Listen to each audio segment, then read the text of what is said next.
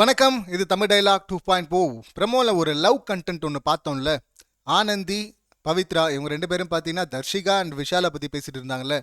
அதோடைய full version பார்க்க போனோம். பார்த்தா பிரமோல என்ன கண்டென்ட் இருந்ததோ அந்த அளவு தான் அந்த லவ் கண்டென்ட்டே அதில் இருக்கு. ஏன் அவங்க ரெண்டு பேரை பற்றி பேசிட்டு இருக்கிறாங்க? சேனல் வேற ஏன் தொடர்ந்து இதுவே பிரமோவாக போட்டுக்கிட்டு இருக்கிறாங்க? பொம்மை டாஸ்க், இந்த டால் டாஸ்க் நடக்கிற டைம்லலாம் பார்த்தீங்கன்னா பிரமோவாக வர வேண்டிய விஷயங்களே வேற. ஹீட்டட் ஆர்கியூமெண்ட்டு, சண்டை, இந்த மாதிரியான விஷயங்கள் வரணும். குறும்படம் சம்மந்தமான விஷயங்கள்லாம் வரணும். ஆனால் அதை விட்டுட்டு பார்த்தீங்கன்னா இந்த காதல் சம்பவங்களாக போட்டுக்கிட்டு இருக்கிறாங்க. நேற்று போட்டது பார்த்தீங்கன்னா அன்ஷிதாவை கவர் பண்ணுறதுக்காக போட்டாங்க அப்படின்னு நினச்சோம். இன்றைக்கும் அதை போட்டுட்ருக்குறாங்க. எதுக்கு போடுறாங்க? அப்படி ஒன்று இருந்தால் ஓப்பனாக அவங்க காட்டலாம்ல. சில விஷயங்களை எடிட்டில் தூக்கிட்டு இதை காட்சியாக வைக்க வேணாம், பேசுகிறத போட்டு நாங்கள் அன்றைக்கே போட்டோம் அப்படின்னு சொல்லிடலான்னு பார்க்குறாங்களா சேனல்? ஏன்னா இது தொடர்ந்து போடுறத பார்க்கும்போது அங்கே கொஞ்சம் எல்லை மீறி போகிறாங்களோ அப்படிங்கிற அந்த டவுட்டும் வருது. விஷால், தர்ஷிகா பண்ணக்கூடிய ஆட்கள் தான் அப்படிங்கிற அந்த எண்ணமும் இருக்குல்ல ஆல்ரெடி. இப்போ இங்கே ஆனந்தி, பவித்ரா இவங்க பேசிகிட்டு இருக்கும்போது அந்த மருந்து போட்டிருந்தார்ல தர்ஷிகாவுக்கு, மிளகா அரைச்சாங்களாம். மிளகா, அந்த மொக்க குழந்தை அருண் இருக்கார்ல, அவரும் தர்ஷிகாவும். ஸோ அதனால் கை எரிய ஆரம்பிச்சிருச்சான். அந்த கை எரிச்சல் வந்து என்ன பண்ணுறது அப்படின்னு சொல்லிட்டு முடிச்சுட்டு இருக்கும்போது அருண் வந்து சொல்கிறாரு, பயங்கரமாக எரியுது அப்படின்னு சொன்னதும் அப்போவே தர்ஷிகா சொல்லிட்டு இருந்தாங்க, நல்ல வேலை என் வழியை புரிஞ்சிக்க நீ இருக்கிற, நீ வந்து இதை சொல்லுன்னு வச்சுக்கேன், அப்புறம் இதை நான் வந்து ரியாக்டே பண்ண முடியாது, சொன்னால் யாரும் நம்பவே மாட்டாங்க அப்படின்லாம் அவங்க சொல்லிட்டு இருந்தாங்க. இந்த மொக்க குழந்தைய பற்றி சொல்லணுன்னா, நோக்கியா வேலையை ரொம்ப கரெக்டாக பார்த்துட்டு இருக்காரு. கனெக்டிங் த பீப்புள் அப்படின்வாங்கல்ல. ஸோ அதுதான் பண்ணுறாரு. ஏற்கனவே பவித்ரா விஷயத்துலேயும் ராணுவ வந்து அந்த பேண்டெல்லாம் எடுத்து கொடுத்து, இந்தா வச்சுக்கோ, பவித்ரா ஞாபகமாக வச்சுக்கோ, போ ப்ரப்போஸ் பண்ணு, உனக்கு சப்போர்ட் பண்ண டீமே இருக்கிறோம் அப்படின்லாம், எங்கள் டீமில் உன்னை சேர்த்துக்கிறோம் அப்படின்லாம் இவர் பேசிகிட்டு இருந்தார். அது ஏதோ ஃபன்னாக பண்ணுறாருன்னு பார்த்தா இப்போ இங்கே பண்ணுறதே பார்க்கும்போதும் திரும்ப அதே தான் நமக்கு தோணுது. அதில் தலைமை ரொம்ப தீவிரமாக இறங்கி வேலை பார்த்துட்டு இருக்காருன்னு நினைக்கிறேன், சேர்த்து வைக்கிற வேலையை. ஏன்னா இங்கே தர்ஷிகா வந்து அதை தான் சொல்கிறாங்க, அவளுக்கு கையில் வந்து எரியுதுன்றா. ஒரு கையில் தானே எரியுது, இன்னொரு கையில் வந்து நீங்கள் ஆயின்மெண்ட் போட்டுக்கலாமே அப்படின்றாங்க. இன்னொருத்தரை கூப்பிட்டு கூட போட வச்சிருக்கலாம், ஏன் அவங்களே போட்டுக்கணுமா என்ன? இங்கே விஷாலை கூப்பிட்டு போட வைக்கிறது தான் பார்த்தீங்கன்னா இவங்களுக்கு எரிச்சலாக இருக்குது. இவங்களுக்கு ஏன் எரிச்சலாக இருக்குது? அந்த கான்வர்சேஷன் எப்படி ஸ்டார்ட் ஆகுதுன்னா, தர்ஷிகா சொல்கிறாங்க இவங்க இந்த பக்கம் வீட்டில் இருக்கிறாங்க, இந்த பக்கம் ஆனந்தி இந்த வீட்டில் இருக்கிறாங்கல்ல. ஸோ அதனால் தர்ஷிகா சொல்கிறாங்க, எனக்கு அந்த வீட்டோட கனெக்டே இல்லை, நான் பாருங்க விளையாடுறேன், சாப்பிட்றேன், அப்புறம் என் ரூம் போய் தூங்கிடுறேன். எனக்கு தெரிஞ்சவங்க பார்த்தீங்கன்னா ஒரு 3 பேர் இருக்கிறீங்க அங்கே, ஆனந்தி, தர்ஷிகா, சாச்சனா அவளுக்கு ஏதாவது பேசணுன்னா அவளே வந்து பேசிடுவா, நீயும் தர்ஷிகாவும் கூட பேசிடுறீங்க, மற்றவங்க கூட போய் கனெக்ட் ஆகுறதுக்கான தேவையே இல்லை எனக்கு, அவங்களும் எஃபோர்ட் எடுக்க மாட்டுறாங்க அப்படின்றாங்க. இப்படி பேசிடுறாங்க அப்படின்னு தான் இவங்க சொன்னாங்க. டக்குன்னு ஆனந்தி என்ன பண்ணிட்டாங்க, அது கண்டென்ட் இல்லைம்மா, இருமா நான் சொல்கிறேன் அதை பேசுமான்ற மாதிரி தர்ஷிகா வந்து ரொம்ப தனியாக இருக்கிற மாதிரி இருக்குல்ல அப்படின்லாம் இவங்க சொன்னாங்க. தனியாக இருக்கிறாங்களா? அவங்க தான் ஜோடியெல்லாம் இருக்கிறாங்க, அவங்க எங்கே தனியாக இருக்கிறாங்க? தனியாக இருக்கிற மாதிரி எனக்கு தோணுது அப்படின்னு சொன்னதும் தான் இப்போ பவித்ரா வந்து இந்த கண்டென்ட்டை எடுத்துகிட்டு வராங்க. அந்த கையில் வந்து மருந்து போடுறது, அப்புறம் பார்த்தீங்கன்னா அருண் வேற சும்மா இருக்க மாட்டேங்கிறான். அவன் வந்து சாப்பிட்லன்னா அவன் சாப்பிட்ல என்னன்னு போய் கேளு அப்படின்னு சொல்லிட்டு விஷாலை தூண்டி விட்றான். ஸோ இந்த வேலையெல்லாம் பார்த்துட்டு இருக்கிறான். ஸோ பார்த்தீங்களா அருண் எந்த வேலையை பார்த்துட்டு இருக்காரு மும்முரமா அப்படின்னு உள்ளே இருக்கவங்களும் சொல்கிறாங்க. தொடர்ந்து இதுதான் பார்த்துட்டு இருக்காரு தலைவன். ஸோ இதை பார்க்கும்போது எனக்கு எரிச்சலாக இருக்குது, எதுவும் பண்ணாமல் பேசாமல் இருக்க முடியல அப்படின்றாங்க. அப்பப்போ கேமரா பார்க்குதா அப்படின்னு சொல்லிட்டு செக் பண்ணிக்கிறாங்க. ஏன் இவங்களுக்கு ஏன் எரிச்சலாக இருக்குது? நம்ம தானே சொல்லணும் எரிச்சலாக இருக்குது அப்படின்னு. ஏன்னா இவங்களும் தானே ஒரு கிரிஞ்சு கண்டென்ட் பண்ணிட்டு இருந்தாங்க ராணவோட சேர்ந்து. ராணவை வந்து ஃபுல்லாக அனுமதிப்பாங்களாம், என்ன வேணால் பண்ணு அப்படின்னு சொல்லிட்டு. டான்ஸ் ஆடினோன்னா கூட போய் ஆடுவாங்க, பாட்டு பாடினோன்னா பாட வைப்பாங்க, ஃப்ளவரை கொடுத்தா வாங்கிப்பாங்க, எல்லாம் காமெடி கண்டென்ட் அப்படின்ட்டு இருந்தாங்க.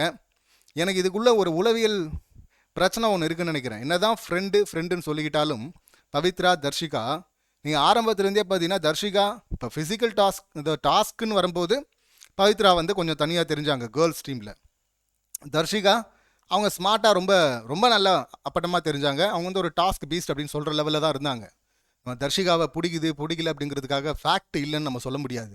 முதல் வாரம் 3வது வாரம் அவங்க தான் கேப்டன். ரஞ்சித் போய் அந்த சவுத்தில் போயிட்டு முட்டிக்கிட்டு உமாலாம் கொடுத்துருந்தார்ல, அதில் 48 செகண்டில் அந்த கேமை முடிச்சுட்டு கேப்டன் ஆனாங்க செகண்ட் டைம். ஃபஸ்ட் டைம் பார்த்தீங்கன்னா உள்ளே வந்து அத்தனை பேரோட போட்டி போட்டு தான் ஃபஸ்ட் டைம் கேப்டன் ஆனாங்க. ஸோ அது வந்து இல்லைன்னு சொல்ல முடியாது, அந்த மோடில் இருந்தாங்க. அதனால் பெஸ்ட்டு கூட பார்த்தீங்கன்னா ஒரு முறை பவித்ராவை நாமினேட், தர்ஷிகாவை நாமினேட் பண்ணிட்டாங்க அப்படின்னு சொல்லிட்டு பவித்ரா போய் அழுதுட்டு இருந்தாங்க. அப்புறம் ஆனந்தி கூட அங்கே வந்து சொன்னாங்கல்ல, நாமினேஷன்லாம் முடிஞ்சதுக்கப்புறமா ஐயோ நம்ம எப்படி பவித்ராவை மறந்தோம் அப்படின்லாம் சொல்லிட்டு இருந்தாங்கல்ல. ஸோ இவங்க 2 பேரும் ஃப்ரெண்டாக இருந்தாலும் இவ தனியாக தெரிகிறாளே, நம்மளால தனியாக தெரிய முடியலையே அப்படிங்கிற கடுப்பு பார்த்தீங்கன்னா பவித்ராவுக்கு உள்ளுக்குள்ளே இருக்குது. இப்போ ராணவ் மேட்ரை வச்சு ஒன்று ட்ரை பண்ணாங்க. இவங்க பண்ணுறது காமெடி, அதாவது விஷால் மற்றவங்களாம் கூட கலாய்க்கும் போது இவங்க சொல்லிட்டு இருந்தாங்கல்ல, கலாய்க்கிறதா இருந்தால் அவனை கலாய்ங்க, ஏன் பேரே எடுக்காதீங்க அப்படின்லாம் சொன்னாங்கல்ல. ஸோ இவங்க கண்டென்ட்டுக்காக ஒன்று ட்ரை பண்ணி இப்படியாவது நம்ம தனியாக தெரியும்னு பார்த்தா இதுலேயும் தர்ஷிகா வந்து ஓவர் ஷேடோ பண்ணுற மாதிரி அவங்க ஒரிஜினலாகவே கண்டென்ட் பண்ண ஆரம்பிச்சிட்டாங்க இந்த லவ் கண்டென்ட்டை. அப்போ எரிச்சல் இருக்குது தானே செய்யும் உள்ளுக்குள்ளே. ஸோ அந்த எரிச்சலை காட்டுற மாதிரி இருக்குது.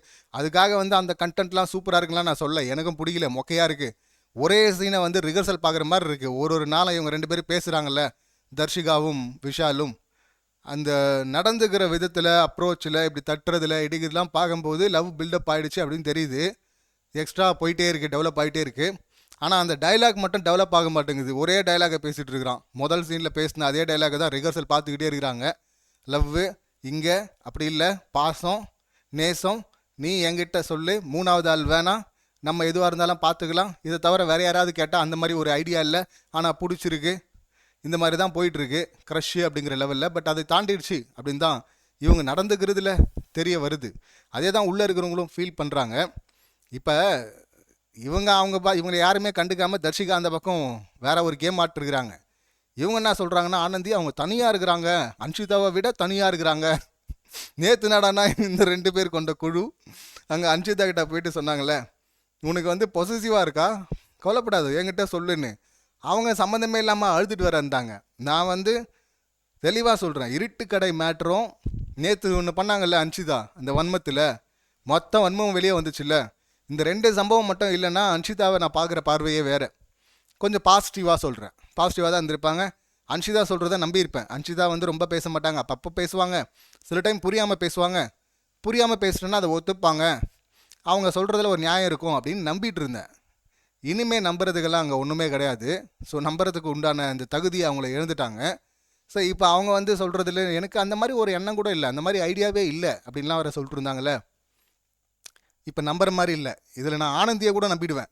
ஆனந்தி வந்து மண்டைய கழுவுற ஆள் தான்.